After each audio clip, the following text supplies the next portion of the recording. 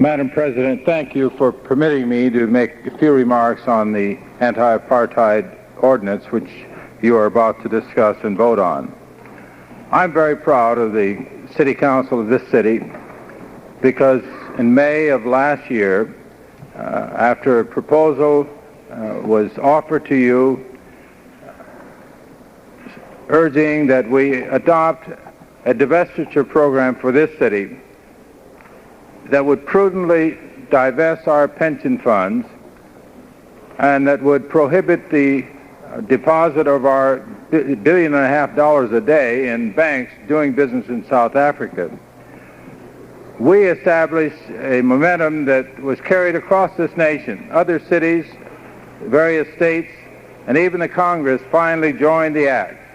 I can remember that when Bishop Tutu was last in our city, he made the comment that a year earlier he could not have believed that such momentum would have been gathered and that such an impact would be made on the South African government by the actions of divestiture expressed by various governmental agencies and various individuals in this country. You have helped to lead the way in that effort. And today, before you is an ordinance that I think will take us the final step in terms of economic sanctions that indicate to the repressive government of South Africa that we and 73% of the people of South Africa have waited long enough. We don't believe that there is any hope that the South African government will change its repressive, immoral policy of apartheid, denying the basic human rights to 73% of its people without pressure from the outside world. And we take great pride that we have been a part of this movement to apply that pressure. I'm absolutely certain that without this kind of pressure, that the government of South Africa would take not one step to change its policies, would not relieve the kind of deaths that are occurring today, would not remove the various policies of that government, would not in any way deliver basic human rights to such a vast number of people who so urgently need it. Now, we've heard those who've said, give them time. We have waited long enough. We have heard those who've said, this is not the right way to go. You're going to hurt the blacks in South Africa more than you will hurt the white South African government. Bishop Tutu gave us the answer to that question when he said that you don't have to tell us we're hurting. We have been hurting for generations. What more hurt can come to us if you take this action of divestiture, if you take this action of denying contracts to those who do business or have investments in South Africa? I'm confident that economic sanctions have worked, will continue to work. And there isn't a clearer message that we could deliver than to adopt this policy today of saying to any and all who would do business with Los Angeles City, would accept the millions of dollars that we issue in contracts each year, we understand that you have made a moral statement and now you're making a legal statement that says if you want to do business with this city, you cannot at the same time be in bed with the South African government and its policies. And if you have investments there, if you do business in South Africa, you can't do business here. That's the message that this ordinance delivers.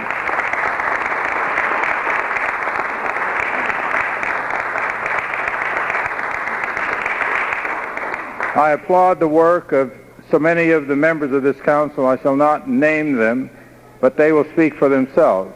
I've been pleased to stand shoulder to shoulder with them to offer this proposal and to urge today its passage. Let us finally deliver a message not only to South Africa but to the entire world. We have waited long enough. Time has come when this city will go strongly on record saying that no more will we permit American corporations or the South African government to shore up that immoral, illegal system of government through the use of our dollars. I thank you very much, members of the City Council.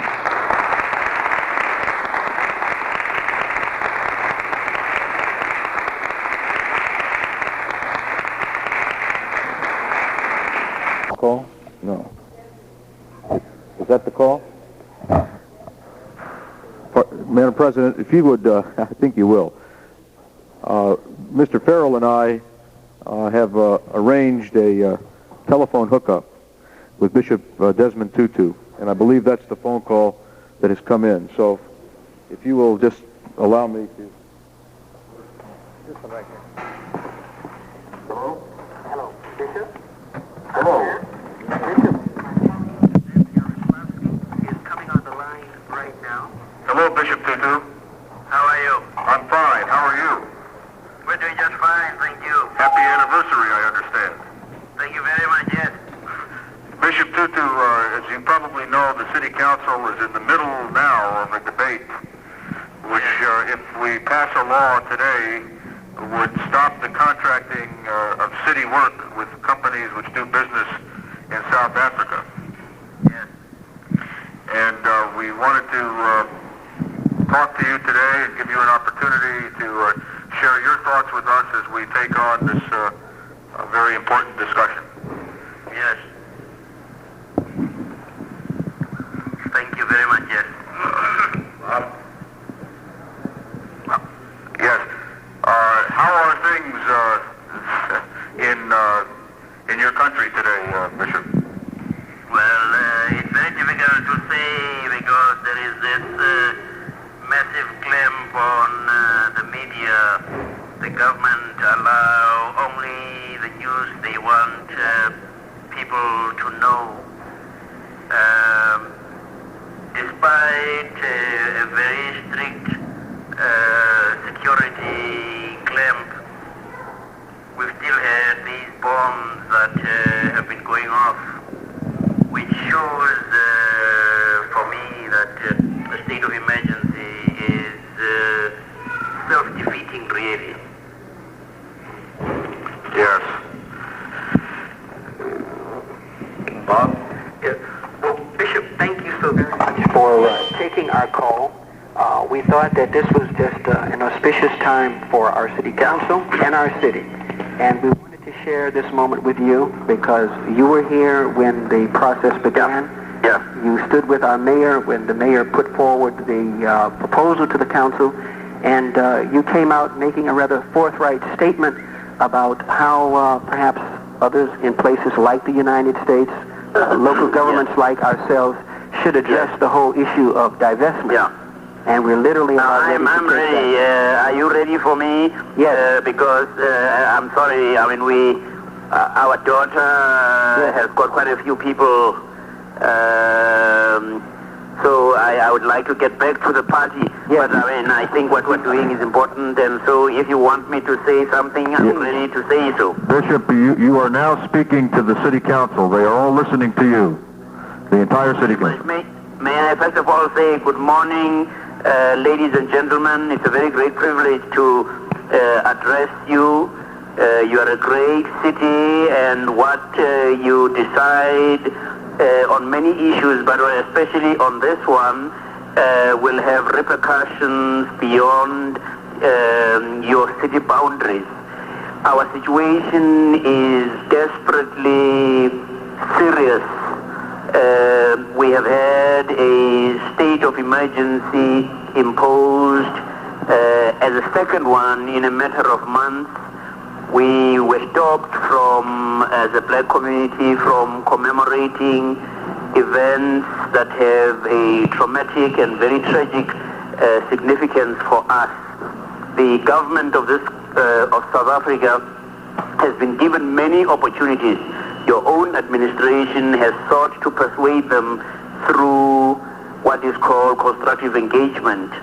The Commonwealth have had an initiative where they sent what are called the eminent persons group, trying very hard to urge the South African government to the conference table to negotiate with the authentic representatives of every section of our community, because no one wants war, no one wants even sanctions, really. We just want the emergence of a new South Africa. Clearly, the South African government or some of its members do not want negotiation, because whilst the eminent persons group was in this land, the South African government launched the raids on neighboring countries. I have to say that I have the greatest possible admiration for the American people, particularly the young people, for their commitment to justice and peace, who have been able to change the moral climate in your country to such an extent that your Congress discussed last year very severe sanctions to apply against South Africa, and forced the hand of a very reluctant president to apply sanctions against his wish. We want negotiation. We have appealed, we have begged, we have cajoled, we have done everything in seeking to use non-violent means to end the tragedy of our country. Our government is intransigent. It is intransigent because it is being aided by the Reagan administration, by Mrs. Thatcher, and by Chancellor Cole. And so we call on all peace-loving people, those committed to justice and to reconciliation, for the sake of every one of us in this country, black and white, who long for nothing more than to be able to exist amicably together as God wants us to do, as members of one nation, as members of one family. Please help us. And in my view, our last chance is the international community applying pressure through economic sanctions to urge the South African government to the conference table. And Los Angeles is not a small little nondescript town. What Los Angeles does will be sending ripples throughout the world. What you do will give new heart to the victims of apartheid and will shatter the morale of the perpetrators of one of the most vicious systems in the world. I admire your mayor and those who have supported him in the past in the actions that he has taken to try and help South Africa become free for all South Africans, black and white. Thank you very much, Bishop. Thank you, Bishop. Thank you, and God bless all of you. God bless you, sir. Thank you. Goodbye. Bye-bye. Bye-bye.